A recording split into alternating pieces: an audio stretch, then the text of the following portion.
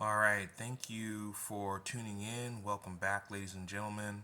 This is the third video in the Art Fundamentals series that I'm doing. Again, this is for beginners who need a little bit of an intermediary between themselves and maybe some of the more impressive artists on YouTube. I hope that I can function as that intermediary. Today, I want to talk about volume. Volume is very important for representing three-dimensional forms. So if we want to make something that looks real and doesn't look flat, we need to have some level of mastery with regard to volume. So there are 5 volumes that I want to talk about today. So the first one is going to be the sphere. And from the outlook, a sphere looks just like a circle. But what makes a sphere is when we add value to it. So if a light source is coming from this direction, then we're going to have a shadow that looks something like this. It's gonna look like a crescent moon. So here's the light hitting right around this point right here, and then this is the point where the form turns away from the shadow, and you can represent that. It usually has this darker area here called the terminator, and then the area right here is still in shadow, but it's receiving some bounced light. So you can say, like, here's the cast shadow, and perhaps I need to make a video on the different types of shadows. But you have your terminator, which is the darkest part on the form, and then I don't know what this shadow is called. I have to look that up again. But then you also have the cast shadow. One of the darkest areas on this form is going to be right under here because of ambient occlusion, which means that light can't get in there. So that's how you would depict a sphere.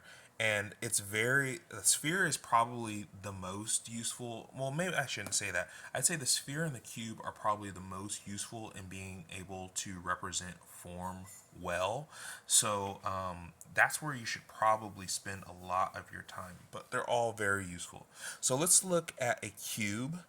And to draw a cube, and I'm not going to draw this in like perfect 3-point perspective or anything like that. I'm just going to draw this in what they call an isometric view. So let me see. I'll just draw this like this.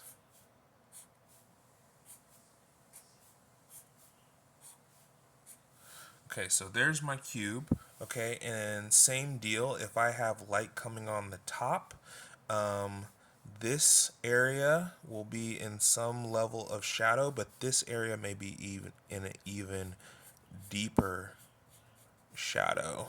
So I'm gonna cross hatch to signify that it's even deeper shadow here.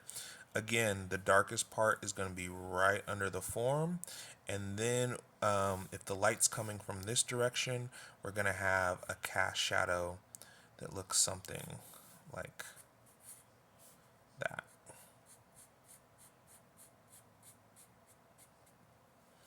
Okay, so there's our cube. The next up is the cylinder. So this is where the ellipses that I discussed, you can kind of see the tip of one over here in the previous video on shape, really come into play. So I want to draw an ellipse and then 2 vertical lines and then the bottom part of ellipse. Make sure that this isn't flat. This is also a curve, okay? And so again, if light is coming from this direction, then I'm going to have a shadow on this side, and then my cast shadow will be something like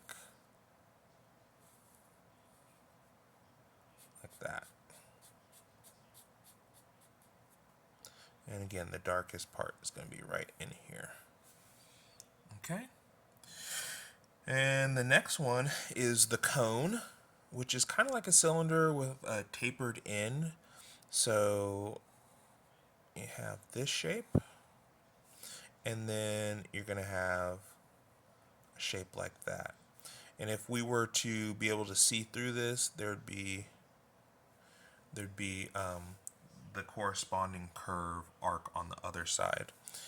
And again, if the light's coming from the same direction,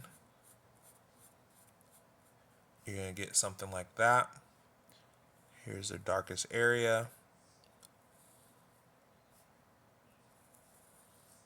And here's my cast shadow.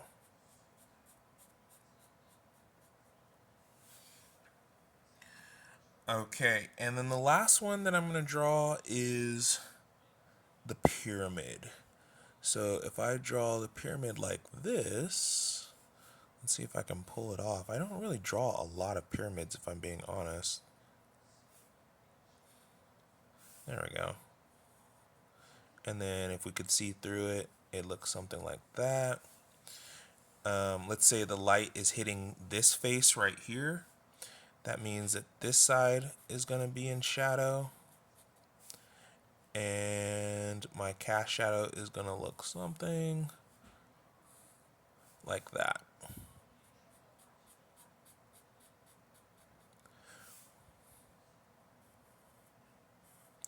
All right, so those are the 5 volumes. There are probably others, but these are the most basic ones. So you want to definitely practice these. I would say if you're going to practice any to a strong extent, focus on these 3: the sphere, the cube, and the cylinder. In a future video, I'm going to talk about rotating the cube in space, and that is probably the most important exercise in becoming confident with being able to create three-dimensional forms from your imagination, rotate them in space. If you ever want to become an animator or interested in that, you should really spend some time with that exercise, and it's a great thing to do. I'm gonna do a video on what to draw when you don't have any inspiration. That's a great thing to do. You can always work on your fundamentals, whether it's mark making, making lines, making shapes, or making volumes. Those are great ways to spend your time if you are uninspired to draw anything else, because those build your fundamental skills so that when you are inspired, you have the skills to create what you want to create, what's in your mind. But being able to rotate the sphere in space, being able to like rock it forward, turn it to the side, invert it, have it come closer to the camera, go away from the camera, that skill alone is going to take your art, if you're doing representational art, to a whole new level. And it's something that I've been doing a lot more recently, and I've already seen the improvement with my ability to conceptualize and to imagine what a certain body part or object would look like in different perspectives, looking at it from above, below, from the side, if it's rotated, if it's moving away from you, if it's moving towards you, whatever it is. So those are the 3 art fundamentals that I want to go over for now. There will be more. I'll talk about color, and I'll also talk about composition and perspective. That's probably the next one that I'll do, is something on perspective. So we'll learn about 1, 2, and 3-point perspective. I'm not versed in 4 or 5-point perspective, which does exist. But maybe in time I'll learn it and I can pass that on to you guys.